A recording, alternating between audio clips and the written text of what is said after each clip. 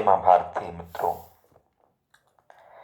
आज हम प्रेम की बात करते हैं। लव इज गॉड, प्रेम परमात्मा है।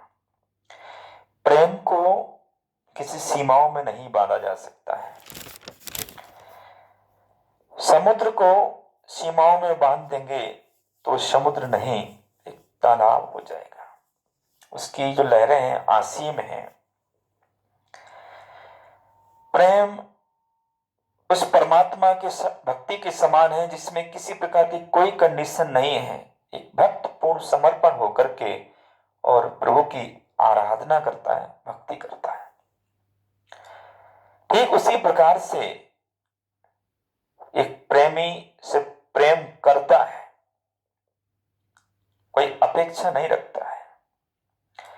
प्रेम में कंडीशन है, अपेक्षाएं हैं, तो प्रेम नहीं, वह व्यापार है। और जहां व्यापार होगा वहां कभी लाभ होगा तो कभी हानि होगी। अर्थात कभी प्रेम प्रेम रहेगा तो कभी झगड़े भी हो सकते हैं। 5 इंद्रियां हमारे पास होती हैं।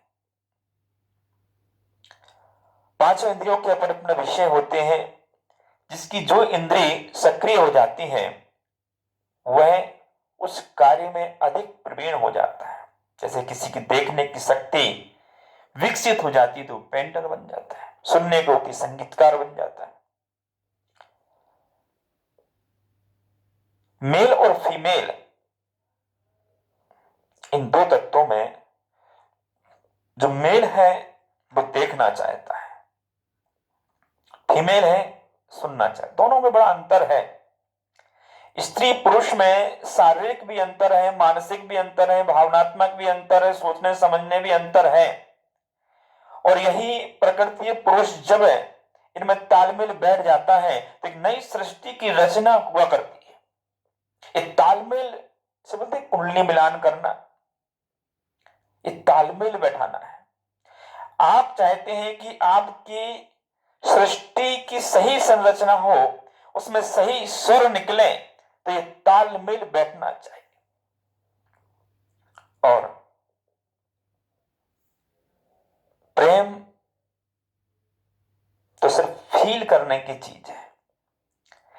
ना उसके समान आपकी नाक हो सकती, ना आंख हो सकता, ना शरीर हो सकता। अगर हो सकता है दोनों स्त्री पुरुषों में तो वो हो सकती फीलिंग समान हो सकती है।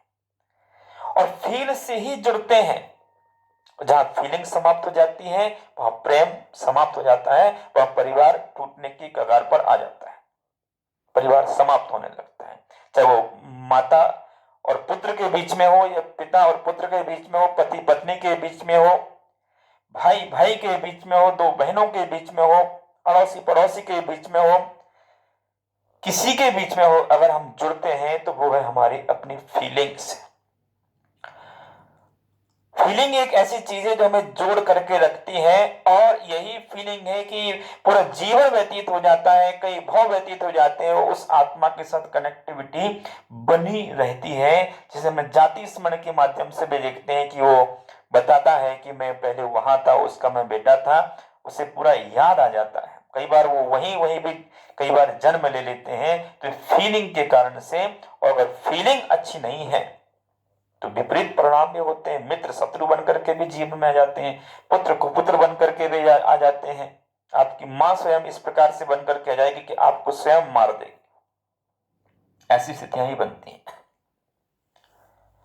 तो कौन सी वो दिशा है जिससे हम अपने वास्तु में समझें कि हमारे जो फीलिंग्स है रिश्तों के बीच में वो कैसे। तो फीलिंग्स कैसे आती है? स्पर्श वायु तत्व से। वायु तत्व जब हमारे घर के अंदर वायु तत्व का अनबैलेंस हो जाता है, वहां किसी प्रकार का दोष आ जाता है, तो हमारे अंदर की जो फीलिंग्स है, रिश्तों में, जो विचारों में, जो भावनाओं में, जो संबंधों में जो फीलिंग्स है, वो फीलिंग्स बिगड़ने लगती है। एक दूसरे को समझते नहीं है। पति कहता है तू मेरी तरफ देखती नहीं है, और पत्नी कहती है तू मुझे सुनता नहीं। पड़ोसन आ जाती है तो आप बोलने लगते हो, सुनने लगते हो, उसके बिना नमक का भोजन, कच्ची हल्दी का भोजन भी आपको बहुत अच्छा लगने लगता है। मैं जीवन पर्यंत आपको भोजन खिला रही हूं, पर आपको मेरा भोजन आपको अच्छा नहीं लगता है, और ये नोक झोंक होने लगती है, झगड़े प्रारंभ हो जाते हैं। बंधुओं, इनसे बचने के लिए आप अपने घर के वास्तु को देखिए। अपने घर के बीचों बीच खड़े हो जाइए, मोबाइल से कंपास निकालिए, डिग्री देखिए। उत्तर और पश्चिम के बीच की जो दिशा होगी वो वायव्य दिशा होगी, वायु तत्व वाली दिशा होगी। उनके दोषों को आप ठीक कीजिए, ठीक करवाइए, और आप 3 हफ्ते के बाद में आप फीलिंग करेंगे कि आपके जीवन में क्या परिवर्तन आ गया है। निश्चित से मान करके चलिए, नहीं तो जीवन यूं ही चलता रहता है। तो हमारे जीवन में हमारा अपना वास्तु हमारे संबंधों को, और भी अलग अलग दिशाएं हैं।